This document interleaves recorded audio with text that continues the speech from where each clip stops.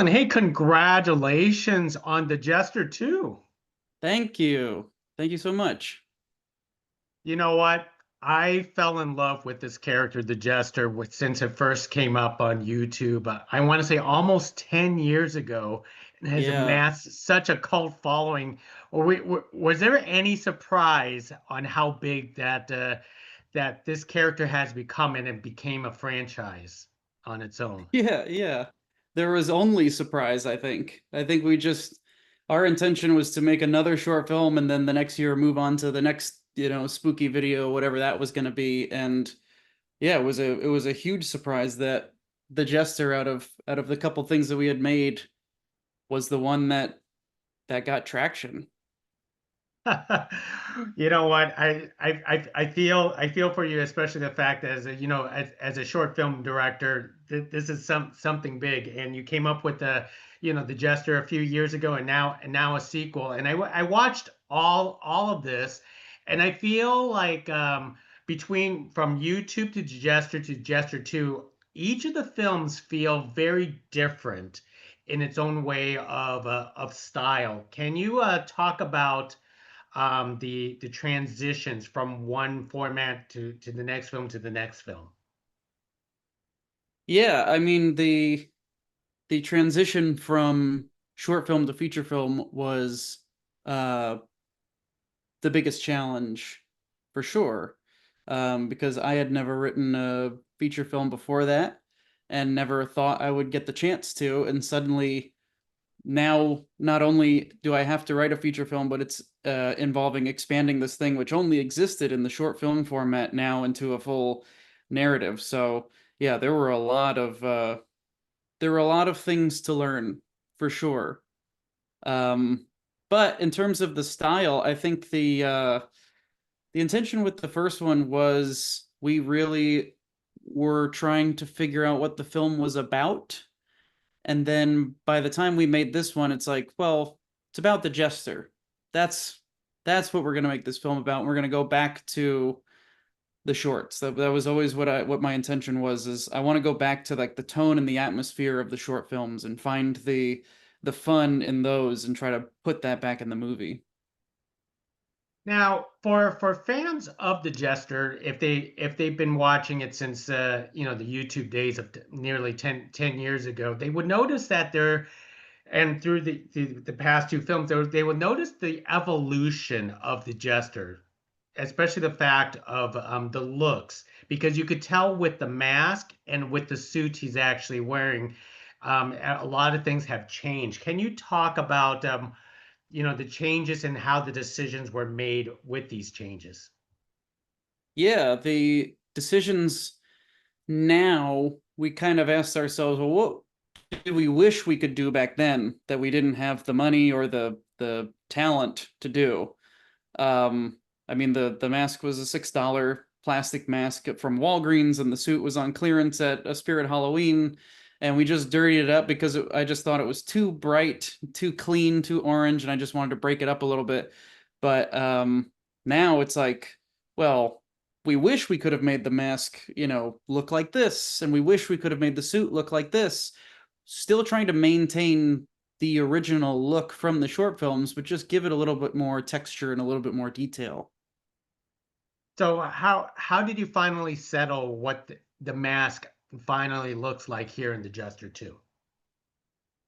We I remember thinking when we were doing the short films, I was like, man, it would be cool if we could make the mask look like it was part of his face. I wanted it to look like it was kind of growing out of his face or had grown onto his face.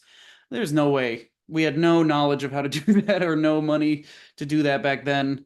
So this time we had the great Jason Baker and his team, and I was like, can we do that? Can we do that now? So we had to do some workaround things because the time frame of shooting was so tight that we wouldn't have had time to do a full appliance to Mike's face every setup. So we Jason had designed this cowl that Mike could wear over his actual head, and then the mask would clip in and out of that cowl and still kind of give that same idea across, but hopefully save time on set. The one I do have to admire the consistency that you have through your projects is with Mike. Can you talk about working with him, and do you just let Mike do his thing on set? Sometimes the best things are they come up when he's not thinking about what he's doing. Especially on this movie, for example, there would be, we'd be working through blocking on a certain shot or a certain scene. It just wasn't working, and then Mike would kind of just like walk as himself, back to uh, square one, and I would be like, throw everything else out, just do that, just don't try to act a certain way, just make it more casual. I think that that's the way to go, and we play a lot more with the Jester's body language in this in ways that we haven't in previous films, and I think it's really exciting to see him just doing new things and behaving a little differently. That's the thing about what I love about the Jester is that the way how he moves, and I guess this is about like horror films. It's always the greatest villains. It's the way how they're quiet and they're silent, and then the way how they moves is so mesmerizing. Can you tell us how Mike actually, what he based upon a lot of these movements on? I wasn't sure whether he based it upon a real magician or mimes or whoever. Yeah, I think Mimes is probably the most accurate, but I wish I could say that we had, specific influences for the Jester character and the way that he moved and the way that he acted and the way that he dressed, but it was really just like trying to think our way out of our own circumstance a lot of the time and cobbling together these pieces that were, easily attainable for us, and then figuring out, okay, this character, we can't have him talk because none of us are good enough performers that we could do the Jester's voice, and we don't know what that would sound like. So what if we just have him be mute and let the mask do the talking and the body language do the talking, and every step of the way we just worked through. Yeah, he's like a magician, he's like a mime, and we just kind of pulled from the I guess the general like atmosphere of that kind of character, not necessarily anything like a specific character. Now, speaking of not talking, I don't want to spoil it but there is a voice in this, and I bet you went through some ordeal debating about the voice. Can you talk about the voice that you finally settled on? Yeah, it was intended to be a an escalation from what we did in the first feature. There's a scene in the first feature that's one of my favorites, and it's where Emma gets a call. The main character in that movie gets a call on her phone from her mom, and then it's actually the Jester, but he's manipulating mom's voice through the phone. It's kind of like he's speaking to Emma through the phone. It's like we needed to figure out a way to communicate a little more information efficiently from a silent character. So that's what we came up with for the first one. And this one was like, well, we're gonna need to do that again. So what's an escalation from that? It can't always be, the same thing. Somebody gets a call from a loved one on a phone, like what else can he do? And this was like, I always want to almost keep it Jester adjacent. I don't want it to ever feel like the Jester himself is speaking, more that he's manipulating voice through something else. And this felt like a nice creepy um escalation of that. It certainly was. Now, when you're making the Jester 2, obviously, not to trying to rehash, the same magic tricks. Yeah.